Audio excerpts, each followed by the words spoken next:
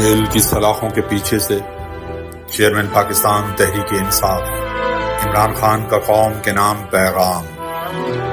اٹک jail کے چند ابتدائی ایام میرے لیے کسی قدر دشوار رہے کیونکہ میرے سر کے عین اوپر تیز روشنی تھی، پھر مجھے بیٹھنے یا لیٹنے کے لیے بھی محض فرش ہی میسر تھا جہاں رات کو میرے جسم پر کیڑے مکوڑے رینگتے جبکہ دن بھر مکھیاں بھن بھناتی رہتی، مگر بعد میں جب پنکھا فراہم کر دیا گیا تو اس کیفیت میں قدرے بہتری آئی۔ قید میں اب تک گزرنے والے 9 ہفتوں کے اپنے شخصیت پر اثرات کا احوال آپ کے سامنے رکھوں تو رب العزت کے بے پایاں شکر کے ساتھ میں خود کو روحانی، ذہنی اور جسمانی طور پر اس دن سے کہیں بڑھ کر صحت مند اور توانا پاتا ہوں جس روز مجھے قید میں ڈالا گیا۔ آپ یہ جان لیجئے تب اور آج کی حالت میں الحمدللہ زمین آسمان کا فرق ہے۔ میری نگاہ میں اس قید کی شکل میں میرے رب نے مجھے کلام اللہ کی گہرائیوں میں اترتے ہوئے قرب الہی کی راہیں دریافت کرنے، اپنے مطالعے کو وسعت دینے اور ماضی کے گہرے تجزیے کی روشنی میں حال و مستقبل کی پیش بینی کا نادر موقع عطا کیا ہے۔ لہٰذا میں ہر لحاظ سے خود کو جیل میں آسودہ کر چکا ہوں، چنانچہ مجھے اس سے رتی بھر فرق نہیں پڑتا کہ مجھے یہیں رکھیں یا ملک بھر میں کسی اور قید خانے میں منتقل کر دیں۔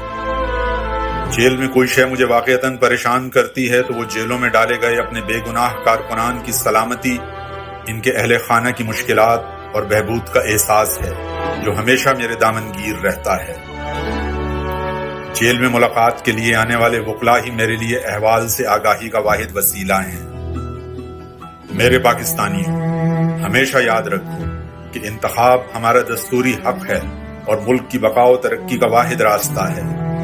میں اپنے اس آئینی حق سے کسی صورت دستبردار ہوں گا، نہ ہی اس پر کوئی سمجھوتا کروں گا۔ دوسرا اہم پیغام جو میں آپ کو دینا چاہتا ہوں وہ یہ ہے کہ پاکستان میرا ملک، یہ دھرتی میرا اوڑھنا بچھونا ہے۔ میں کسی طور اپنا وطن نہیں چھوڑوں گا۔ خوف و ترغیبات کی آندھیاں چلا کر ملک چھوڑنے کا سوال اٹھانے والے بتائیں کہ میں اپنا وطن کیوں چھوڑوں۔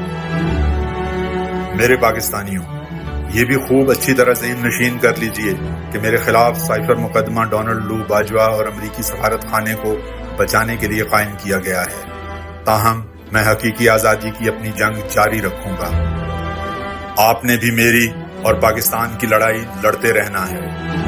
آپ نے نہ ڈرنا ہے، نہ جھکنا ہے، نہ مایوس ہونا ہے، نہ گھبرانا ہے اور نہ ہی خاموش ہونا ہے۔ رب العزت ہمیں ضرور سرخرو کریں گے انشاءاللہ۔